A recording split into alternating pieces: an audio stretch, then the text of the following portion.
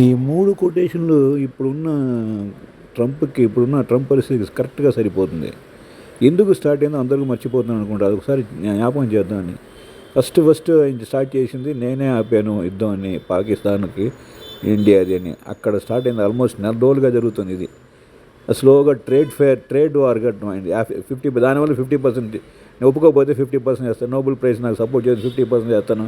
ఇలాగ స్టార్ట్ అయిన యుద్ధం ఇది.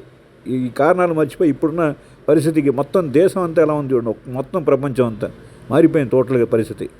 చిన్న ఇన్సిడెంట్ మహాభారత 18 రోజుల యుద్ధానికి కారణమైంది.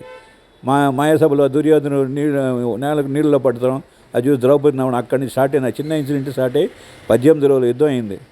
అలాగే ఈయన చేసిన 2 పనులకి మనం యుద్ధాన్ని నేనే ఆపాను, 50% టారిఫ్ చేయడం ఇవన్నీ చూసి చేసిన పనికి ఎక్కడెక్కడెక్కడో పోతుంది చూడండి. చివరికి ఆయన సొంత కంట్రీలో 3వ లార్జెస్ట్ సిటీ చికాగోలోనే ఇలా అయిందని జరుగుతుందంటే ఈయనకి నోబెల్ పీస్ ప్రైజ్ ఎలా వస్తుందో అనుకుంటున్నాడో అర్థం కావట్లేదు ఆయన. అదే నాకు అర్థం కాని పరిస్థితి. ఇక్కడ చాలా జరుగుతున్నాయి, ఎన్నెన్నో జరుగుతున్నాయి. చూడండి ఒకసారి యూట్యూబ్లో చేసి చూడండి. ఈయన స్టార్ట్ చేసిన మూలంగా ఎక్కడెక్కడ వీళ్ళు అనుకోవడం, వీళ్ళు ఇజ్రాయెల్ అనుకోవడం, ఇజ్రాయెల్ వాళ్ళని అనుకోవడం, చైనా ఇది అనుకోవడం, ఏమిటేమిటో జరుగుతున్నాయి. ఒకటి సంబంధం లేకుండా ప్రపంచం యుద్ధం వస్తుందా అన్నట్టుగా సిచ్యువేషన్ కనబడుతుంది. సర్వేశ్వరుడే కాపాడాలంతే.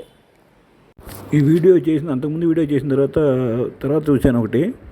భారత్ దౌత్యం విజయం అని చెప్పేసి, భారత రాయబారం విజయం అని చెప్పేసి US with Trump Modi దౌత్యం Rayabaram okay అయిందని చెప్పి నేను కరెక్ట్గా చదవలేదు. అది కూడా మీకు అందించాలని చెప్పేసి ఇది యాడ్ చేస్తున్నాను ఇది.